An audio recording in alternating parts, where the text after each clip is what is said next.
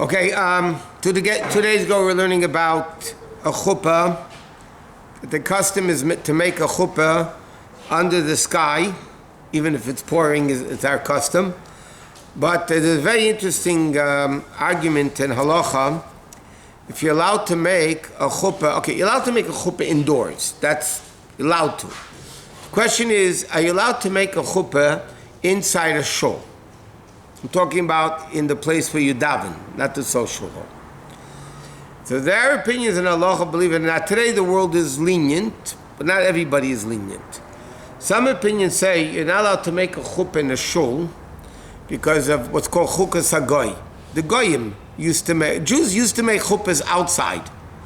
This whole inyan of making it inside a synagogue, temple, was a goyish tradition. The goyim would make it inside the church. So there are many poskim in halacha, I'm talking about from 200 years to less than 200 years ago and less even, that maintain you're not allowed to make a chuppah inside a shul. Other people say, no, you could, it's not actually chuppah's hagoy. In fact, the Chasam Sefer, he brings it here. Chasam Sefer makes a whole tumult about making it inside the shul. You should make it in the courtyard of the shul. And some people say it's chukas hagoy. But whatever, What's considered a shul? If you can do it, what is considered a shul? Shul that they pray in. No, I mean what in America called conservative or reform. Can you? A lot of people wouldn't do it. A lot of people wouldn't do it inside those places. But I'm saying even in an Orthodox shul, it is still halachically, technically questionable. But it's interesting. That's only for the first wedding. A second wedding for both man and woman, you dafka do it inside. So to speak, to show a difference between first weddings, second weddings, and that's only if they want to do it outside, they're allowed to. It's not forbidden. But the custom is, the concept of doing a chuppah outside is only by a first-time marriage of a boy and girl. Okay, now let's discuss a little bit about a Jewish chuppah, the process, the various different customs in having a chuppah, and different types of different customs in the actual marriage ceremony. So you have like this. You have in a typical Ashkenazic wedding, okay, we'll go a Chabad wedding. So okay, let's do a Chabad wedding. The first thing of the wedding is, first of all, the day of the wedding, the chosin says al-chet, the chosin fasts, and all that. Our custom is that the chosin, out of the chosin, begins davening with a gartel. In our times, he still do it. It's not directly from the Rebbe. When we got married, the custom was the chosin stood outside the Rebbe's door, and when the Rebbe came out to mincha, the Rebbe would give you his siddur. The Rebbe had two, maybe even more, but the Rebbe one siddur he always davened with. And then when they have a very similar siddur, which also the Rebbe's siddur, and the Rebbe would give it to the chosin and tell him in Yiddish, you should ask for all good things. Okay, and then they davened, and they would give back the siddur to the office when they were done davening mincha, with al-chet and everything. Even now, there are people that give out the Rebbe's siddur. When you get married, you go, they take care of it. Now, when you have what's called, the first thing is what's called the Kabbalah's Panim. Kabbalah's Panim literally means greeting the face of the chosin, the kala, the people that are coming.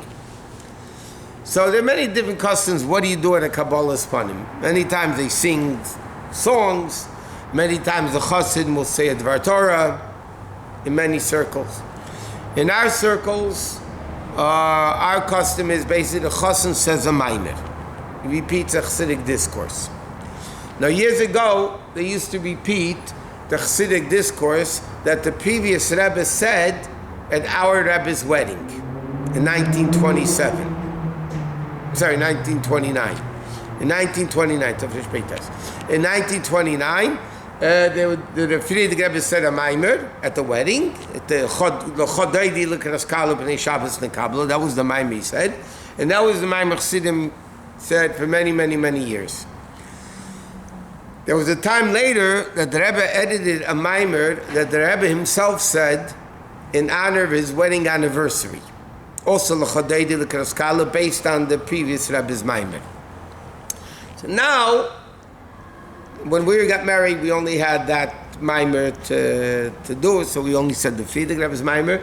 Now they do the Rebbe's mimer l'chodeidi, which is based on. And the previous Rebbe, when he began saying before he started saying the mimer, he says like this: it's known that at all weddings, up to 3 generations of parents come, even from Olam HaEmes, from Gan Eden.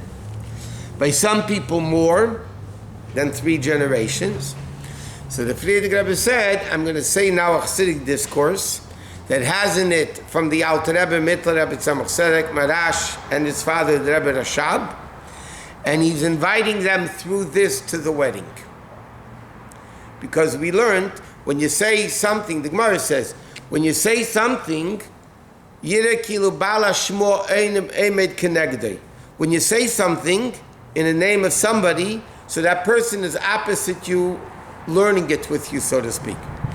So the Rebbe said, the Friedrich Rebbe said, by mentioning all the Maimorim, all the Rebbeim in the Maimor, he actually is inviting all the Rebbes to come to the Chuppah. So that's what we do at the Kabbalah's Panim. Many guys, and this is more lately than before, lately stopped already, but they would sing, like we do Seder Nigunim, and Matzah Yom Tiv, so they would sing at the Kabbalah's Panim with the Nigun of all the Rebbeim. But then it depends how much time you have, who's running it, what's going on. There's a lot of issues you have to take into consideration. But many times they sing the Nigunim for all the Rabbeim, again to inviting the Rebbe to the weddings, all the Rabbeim to the weddings. After the Kabbalah's Panim, you have what's called Badekenish. Badekenish is a Yiddish word which means to cover. Badekin means to put a cover. Chazan goes to the Kala and puts a veil over her face. That in the Maimer it's explained that that's the hashpah connected, the external connection, and then the wedding is the internal connection. It's very, very spiritual what goes on at a Kabbalah's Panim. The whole wedding is very spiritual. So at the Kabbalah's Panim, the Chazan says a Maimer, and then you fill out the paperwork, the Tanoim, the Ksuba, that's also done at Kabbalah's Panim, unless if they do it earlier. And then you go, the Chassan goes, accompanied by 2 fathers, both fathers. They go to the Kala, they put the veil over the Kala's face, and then the custom is the parents, if there's grandparents, give a bracha to the Kala. It's like you would there of Yom Kippur or Shabbos, whenever people bless their children. The father of the girl, and then the father of the girl, and then the father of the boy. And if there's grandparents, they come and they give a blessing to the Kala. Men. I'm done with the custom is. The men. I was at one chasana where the mother also did it, but a Lubavitcher wedding. But generally speaking, the fathers do it and the grandfathers do it. The father has passed on. Then he doesn't do it. Then somebody else that walks him down, we'll explain about the interfere later, then they could, if they wanted, they could do it. If it's not a relative, they don't. Okay. Then you go back, and it's interesting, by the world chuppahs, even the frum chuppahs, going to Badekenish and walking away from the Badekenish, they sing very lively songs and they're dancing in front of the chassan and they're dancing. In our circles, the chuppah is a very holy time. It's one of the few times where you could sing the Alter Rebbe's Nigun. So going to Badekenish, they sing the Alter Rebbe's Nigun. Going to the chuppah, they sing the Alter Rebbe's Nigun when they're walking down. The chassan and the kala, they're walking down. So they sing the Alter Rebbe's Nigun. So we don't dance and that's after the chuppah. After the chuppah is when the happiness of the wedding starts. Until the chuppah, it's a very serious time. They sing the Alter Rebbe's Nigun, which happens to be a very serious Nigun. So they sing that Nigun. And then the chassan gets dressed. Well, Shadi gets dressed. So again, there's a million different customs. So what our custom is, The chassan wears a kittel. So he wears, let's say he has a kapata, let's say. So he wears a kapata. He wears a kittel over the kapata and a coat over the kittel. That the kittel shouldn't be that noticeable.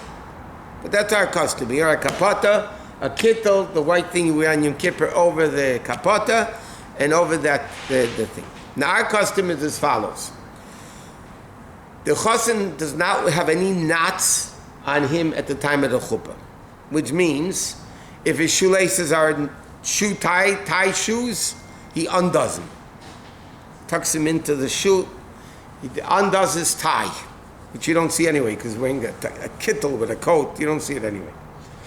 And the chassan has nothing in his pockets, and that's the custom is even, let's say if there's cufflinks, he undoes the cufflinks. There should be no knots except the knot of the chassan and the collar. No other knots. That's how, again, this is not halacha, it's custom. Our custom to do it. And therefore, 1 second. So the guy wears a kapot, he puts a kittel over the kapot, and then when you tie the gartel, normally you tie it in, right? Over there they don't tie it in by the chuppah, you just tuck it under. There's no knot. It's so fun. Yeah, what do you want? No, tzitzis, yeah, that's a mitzvah. But I'm saying beside them, you're right. But tzitzis is a mitzvah, that you're doing a mitzvah. But it must be funny. Okay. Just remember you're on tape. Yeah? Belt is no problem? Belt is not a problem. And a clip-on tie that's already knotted, but there's just a clip that clips on. Is that considered? They'll take it off. They'll take it off? I mean, they usually don't wear bow ties like that, but they usually wear these ties. But, yeah. That was the same as the burial. That's why you have no knots in You like that one. So here's, it's like a burial where you don't, I mean, I wanted to say, no, that's why you wear, that's why you wear the kittel. It's not mamish like a burial. I mean, it's not a burial. It's like Yom Kippur. Yom Kippur you wear white to remind us of the day we die. And the Bais Din is his lifetime Yom Kippur. You know, every year there's but this is his lifetime Yom Kippur. It could be. We were always learned that the reason is because you don't want any other knots except the knot between the chassan and the all kala. the adults of Khatan and Kala are forgiven What? when they get married. To Rashi and Chumash, yeah. Is forgiven? Yep. Don't worry, it doesn't take too long to start again. What? It's the mile of being forgiven then, as opposed to every Yom Kippur or anytime you do Shuvah. Again, every Yom Kippur you're talking forgiven. This is a special Yom Kippur. It's the Yom Kippur of your lifetime. We learned there's a Yom Kippur weekly. There's a Yom Kippur daily. When you go to sleep at night, you read Shema. That's the mini Yom Kippur of the day. Thursday night, the last night before Shabbos, is the Yom Kippur for the week.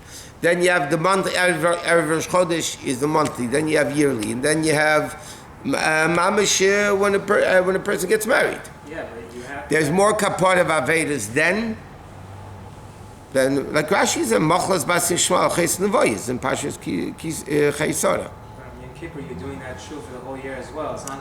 But this is a lifetime. Same thing. I mean, you're doing Shuvah. It's not like. Yeah, but it's it's a higher level of Yom Kippur. It's a kohen, like I said, a Chassidish told me on the day of my wedding, after the Kabbalah's Panim, when we were about to go to 770 for the chuppah, he told me that the Hillel Paritcher said, it was a big chassid of the Mittler Rebbe Tzemach Tzedek, he said that a chassid going to the chuppah is like the kohen gadol going into the Holy of Holies, and it's the expression in Yiddish, it's a shod and get this up a kin for the hand. It's a shame it's giving over to a little kid in the hands. In other words, the chassan, what is a little kid? What does he understand about going into the... So chuppah is a very holy time. It's higher than Yom Kippur. Yeah, it's his life Yom Kippur. Just like the yearly Yom Kippur is holier than the monthly one, which is holier than the weekly one, which is holier than the daily one. So this is the ultimate Yom Kippur for his life. Also her life. What? Also she. For her, yeah. For Chassan and Kala. They forgive him for all the sins. Okay, so now, the Chassan gets dressed, and then they walk. Now, many different people have different customs. Officially, Okay, no, continue. Machat